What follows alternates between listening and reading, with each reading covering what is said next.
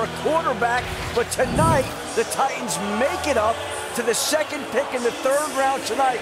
This could be a quarterback spot right here, Greeny. Absolutely, and I'm sorry to have made that sound over Shefty while he was talking, but I had the exact same reaction that he did. We're trying to figure out where makes sense. This could make sense. And absolutely could. You saw Rand Carthon right there, the new general manager of the Tennessee Titans, along with Mike Vrabel. And you can best believe, look, he has a plan in place. He's a guy who likes Ryan Tannehill. He does not believe that Ryan Tannehill is a throwaway quarterback. This guy would be a nice bridge to a young quarterback because Ryan Tannehill is a consummate pro.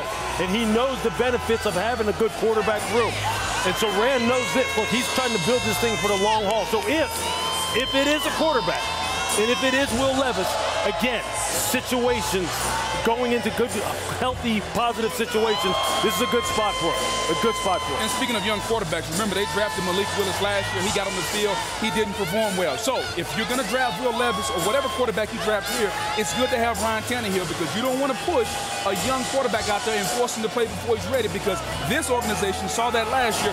Malik Willis wasn't ready. They had to play Josh Downs in the postseason. You think about Mike Vrabel, linebacker, Ohio State, New England Patriots. Will Levis has a linebacker mentality, yeah. I can tell you that. For those of you who are not with us in our pre-show tonight, we mentioned there were two quarterbacks that we expect to be drafted tonight, and probably only two. Will Levis is one, and Hendon Hooker is the other. Is there any reason to think? Again, we don't know for sure that this is a quarterback spot, but the aggressive trade-up makes me feel that way. Does one make markedly more sense than the other, Mel? Well, for me, it's Will Levis. For Mike Tannenbaum, it would be Hendon Hooker. It has been the debate that's gone on for quite some time, and again, we are told the commissioner is on his way, and now I do see him. Roger Goodell making his way to the stage. So again, Arizona being a willing trading partner. Last night they move out of the number 3 overall spot, and Houston comes up. Now they move out in round 2. Let's see what Tennessee's here to do. The Arizona Cardinals have traded the 33rd pick to the Tennessee Titans. With the 33rd pick in the 2023 NFL Draft, the Tennessee Titans select Will Levis, quarterback, Kentucky. I think all of us who watched that night for him last night feel good for him, and all of us who have followed this draft process feel good for Mel that Will Levis has gone off the board, number 33 overall, to Tennessee. Vinny Serrato, former great GM in the NFL, right, said it's not when you get drafted, it's where you get drafted. And it's where you get drafted is at the right fit, the right team, the right organization, and the right division for Will Levis, who has the major chip, always plays with that. Now you're in the division with Anthony Richardson, you're in the division with C.J. Stroud and Trevor Lawrence. What can be better than that, right? If you're Will Levis and you watch the accurate strikes he throws, same completion percentage over the last 2 years combined as Bryce Young.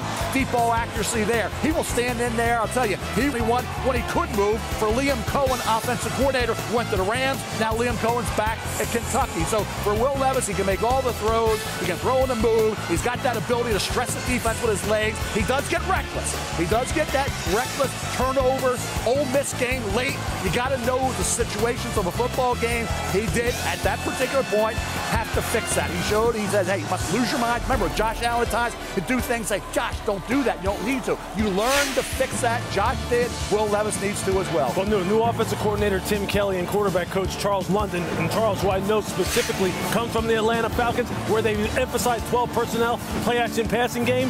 Well, guess what?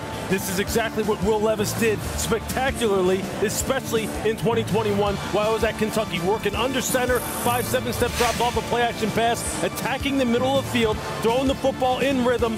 These are the kind of things that Atlanta specialized in under Arthur Smith. Charles London, the quarterback coach and passing game coordinator now in Tennessee, is very adept in as far as teaching.